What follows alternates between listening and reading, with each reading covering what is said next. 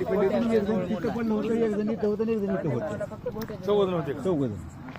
गाडीवर चौघ. तर जय श्रीराम मित्रांनो, नमस्कार सगळ्यांना. तर आजची माझी सुरुवात होते ब्रांचपासून.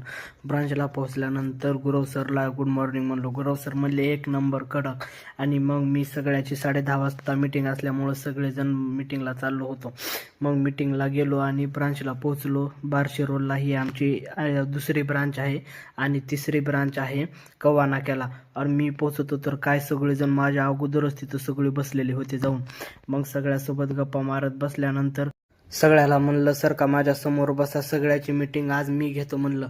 मग मी आयटीत बसून त्यांना सगळं सांगितलं समजावून असं तसं. मग तसं नव्हतं काय मित्रांनो, तर आमची मीटिंग होती.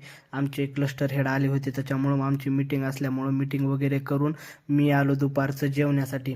जेवायला आल्यानंतर मला श्रीकांत सरचा फोन आला, हो जेवायला कुठे गेला तुम्ही, आपल्याला हॉटेलवर जायचे जेवायला. लगेच मी हॉटेलवर पोहोचलो. तर माझ्या आधी सगळेच हे बसले होते जेवायला आम्ही गेलो होतो आठवण हॉटेलवर 5 नंबरला. मग हॉटेलवर गेल्यानंतर आम्ही सगळ्यांनी जेवण वगैरे करून, जेवण झाल्यानंतर मी निघालो घरासाठी. तर हे बघा, नवरदेव पार छताच्या वरी आले होते गाडीच्या. आणि नवरदेवाला बघून पुढं आल्यानंतर रेणापूरच्या पुढं खूप भयंकर ॲक्सिडेंट झालेला होता. तर हा ॲक्सिडेंट होता.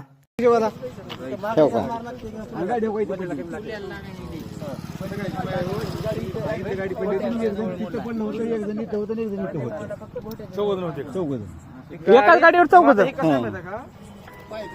तर हा मित्रांनो ॲक्सिडेंट झालेला होता. ह्या 4 चाकी गाडीनं 2 व्हीलरला उडवलं होतं आणि 2 व्हीलरवर एकाच गाडीवर 4 जण होते. तर आजचा मिनी ब्लॉग इथं संपवतो. जय श्रीराम. चॅनलला लाईक करा, शेअर करा आणि सबस्क्राईब करा. धन्यवाद.